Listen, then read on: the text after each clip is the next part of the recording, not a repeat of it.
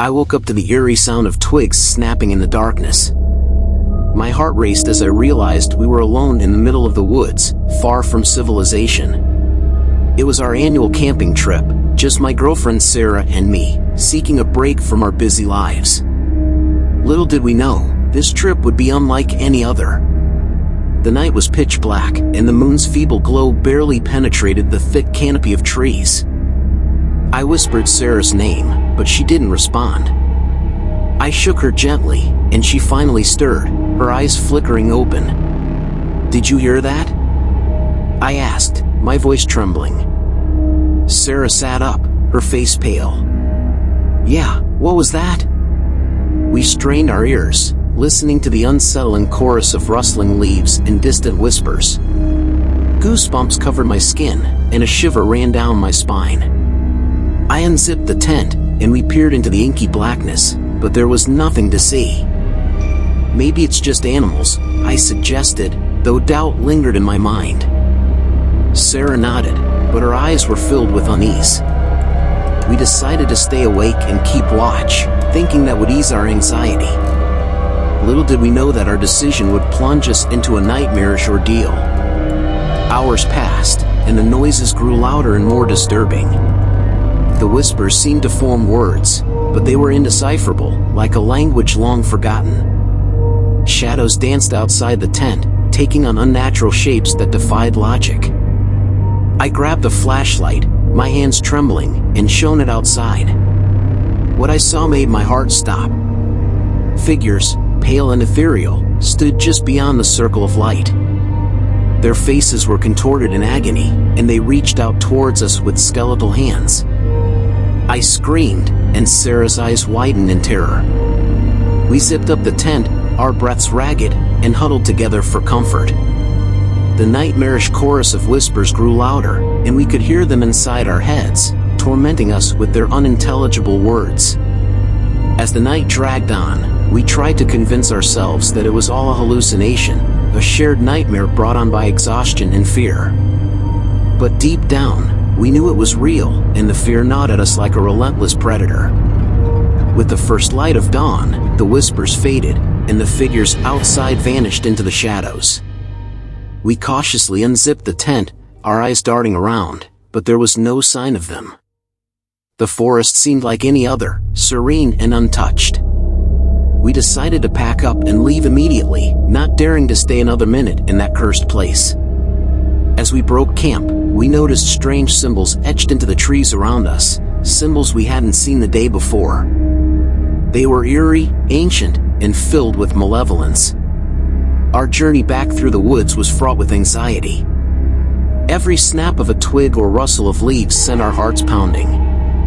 We dared not speak of the night's horrors, fearing that acknowledging them would somehow invite them back into our lives.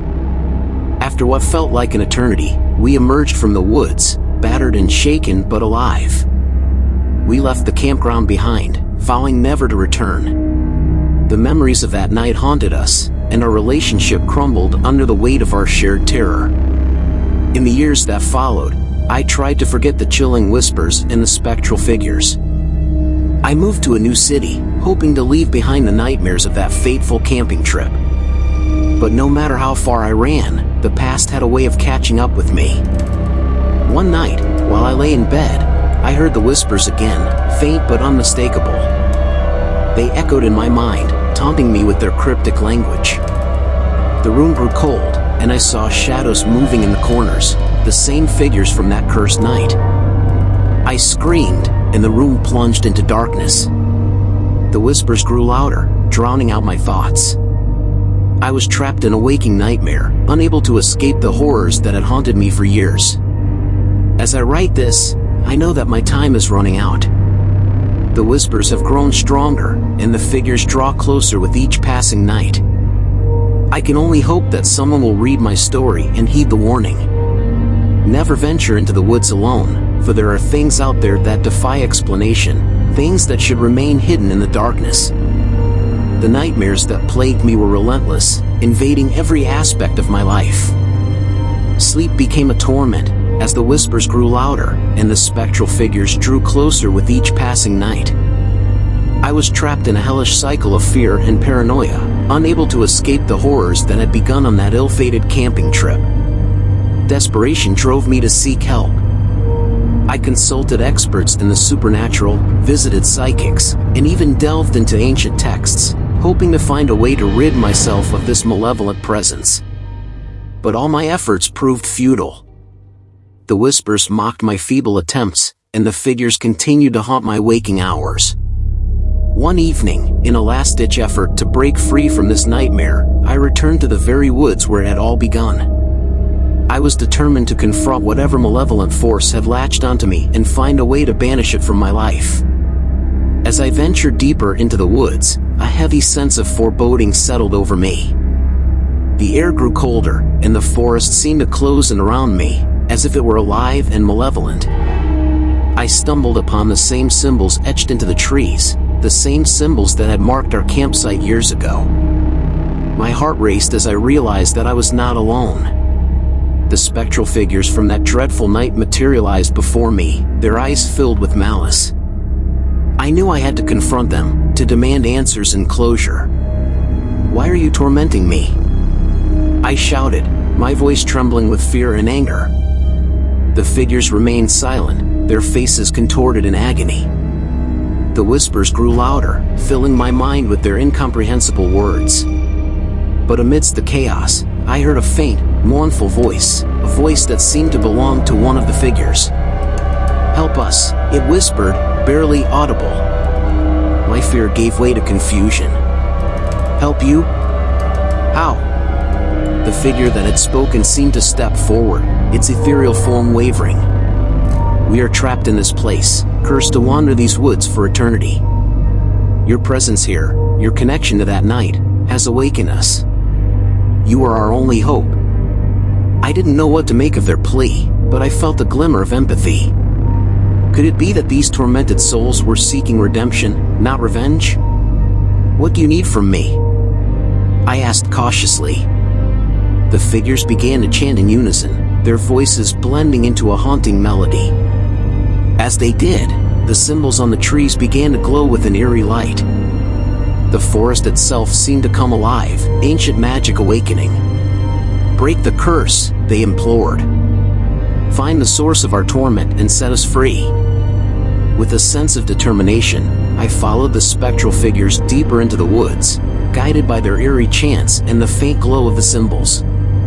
The journey was treacherous, fraught with danger and uncertainty, but I pressed on, driven by a newfound purpose. As we ventured deeper, I discovered a hidden grove, a place untouched by time.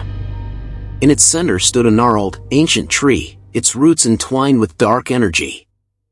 It was the source of the curse, the anchor that bound these tormented souls to this forsaken place. With the spectral figure's guidance, I channeled all the strength and resolve I could muster. I placed my hands on the tree and closed my eyes, focusing all my energy on breaking the curse.